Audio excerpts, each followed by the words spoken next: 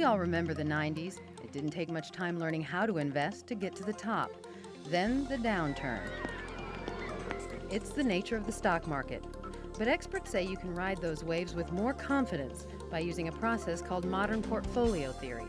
Basically what it is one that gives you the chance for optimum returns at minimum risk. John Graham is the retired CEO of Farm Bureau Financial Services.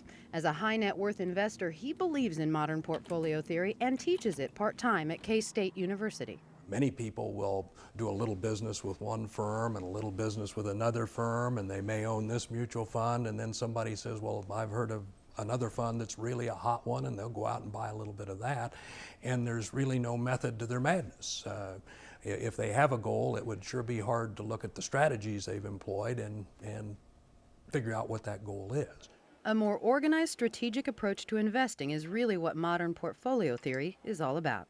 Most people don't even know what their risk tolerance is, so we try to get them to understand how much risk are they really willing to take in their portfolio. He's underperforming because Dick Anderson, Ray Freeman, and Mark Sewalson are partners, financial consultants with more than 70 years combined experience.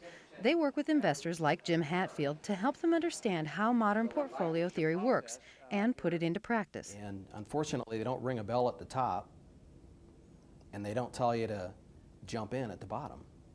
It's very difficult to try and predict what the market's going to do. And so to answer that problem, or to provide a solution to that problem, we employ asset allocation and diversification. The basic principle is unlike traditional thinking. Rather than trying to predict individual stock price movements, an investor looks at all the asset classes: growth, value, bonds, international, and small, mid, and large cap stocks. That's the right way to diversify. What we're really trying to accomplish is to educate them enough in the process that they feel very comfortable. And if they stick with this process, unless something changes in their lifestyle, they will do just fine. The key is to figure out how much risk an investor can handle, then graph the results along what's called the efficient frontier, the points of best potential return with the least amount of risk. Each asset class has its own place on the graph. Cash has very little risk. Small cap stocks have more. After identifying an investor's risk tolerance, it's a mathematical process, really.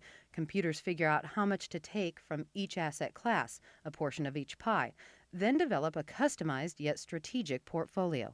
Mike Herman retired as the president of the Kansas City Royals. He believes in modern portfolio theory and began using it as a financial advisor for Ewing Kauffman.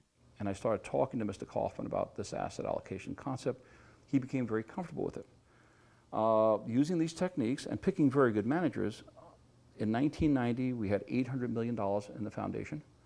By 1999, that had grown to $2.3 billion.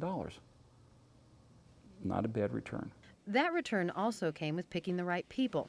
Anderson and his partners attempt to help investors find the best money managers in each asset class. It takes so much time, and fortunately, the three of us and combining everything together has given us the resources.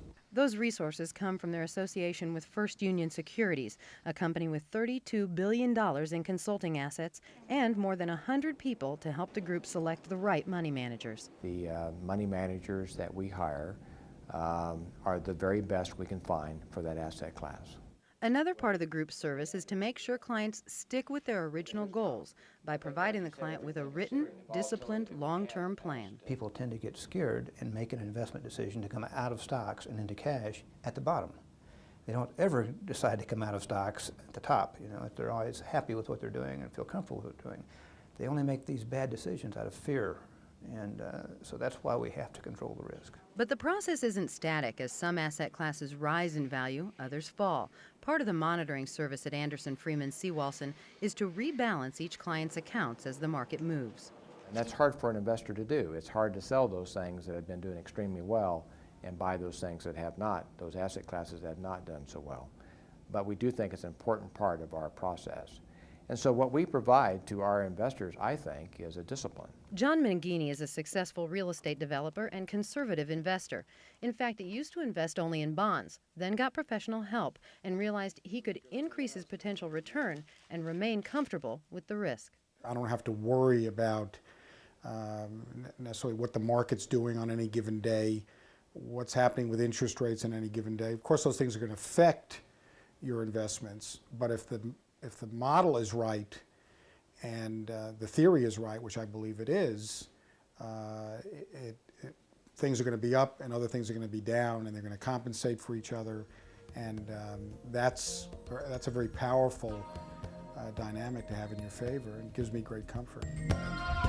Leaving the details to professionals like Anderson, Freeman, and Sewalson, who combine the most advanced economic theory and computer technology with education and service. It helps investors set up a solid plan and follow it, and ultimately survive the ride with a lot more confidence.